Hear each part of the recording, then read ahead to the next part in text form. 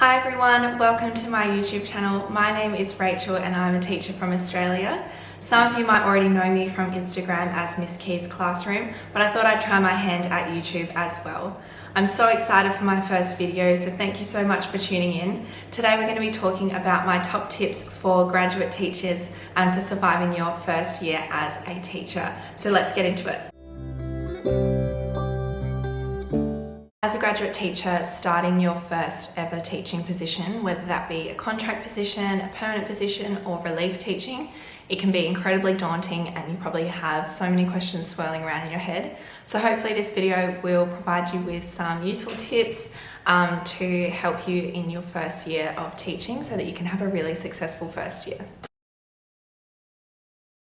Okay, tip number one is to look after yourself. This one seems pretty obvious, but when you're in the throes of writing reports, planning lessons, marking assignments, having staff meetings, looking after yourself might not seem like the first priority anymore. So you will be stressed, you will be overwhelmed in your first year, so it's super important that you look after yourself and have a really good support system around you as well. Okay, tip number two is to manage your time. Again, this seems super obvious, but when you've got 500 things that you're trying to remember to do, managing your time is super important. I like to do this by creating a priorities list, also a to-do list, same thing, but mine are always in order of priority. So what I need to get done first, second, third, fourth, what I need to get done this week, this day, this hour, this minute, all of that is on my list. So often what needs to be done first are things that other people are relying on you for. That might be something like a draft for your students. So they need that draft back so that they can do their work. So that should be top of your priority list. And then working down the list, it'll be things that you are relying on yourself for. So maybe it's planning the unit that you're starting next term. Maybe it's making new resources for a unit you're doing later in the year. Those things can be done later on. They're not essential to do right now. So make sure that your list is in order of priority. I like to keep my list just on my notes, in my notes app on my phone, but I've seen other people use sticky notes on their laptop or physical sticky notes. Do whatever works for you, but make sure you've got a list. Plus it's super satisfying when you start ticking things off at the end of the day or once they're done, and you can see that all the things that you've accomplished throughout the day or throughout that week. Tip number three is to ask for help.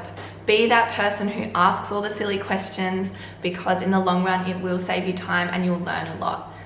In my experience, asking those questions avoids a lot of time being wasted and maybe making silly mistakes that didn't need to happen. So find someone at school who you feel comfortable asking questions to, whether it be a friend or a mentor, and ask them all the things that you want to know.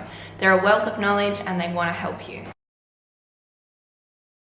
Tip number four, you don't need to create all your resources on your own.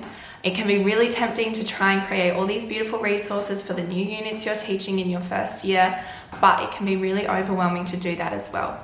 So ask colleagues at work if they've taught the same topic that you're trying to teach, or maybe they've taught the same unit, and ask them if they would be happy to share their resources with you.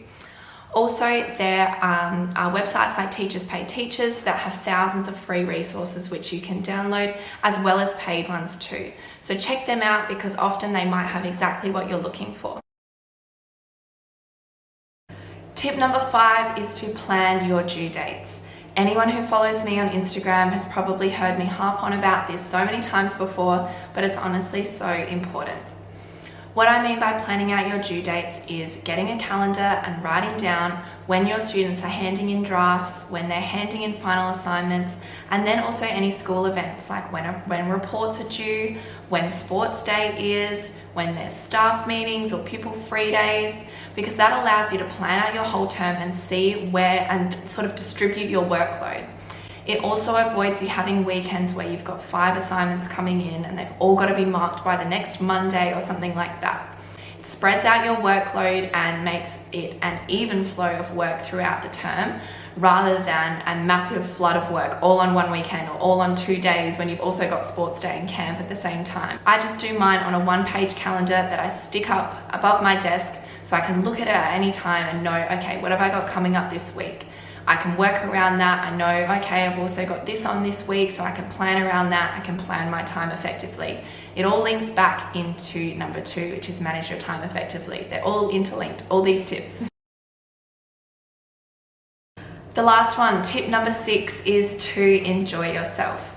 As I said earlier on in this video, your first year of teaching is going to be stressful, it's going to be overwhelming, but it's also going to be amazing. Stop and enjoy the golden moments that happen, because there are going to be lots. My first year of teaching was during 2020, which was quite a crazy year for the world. But despite everything that happened and all the upheaval that happened, I still had such a positive year and made memories that I will remember and cherish forever.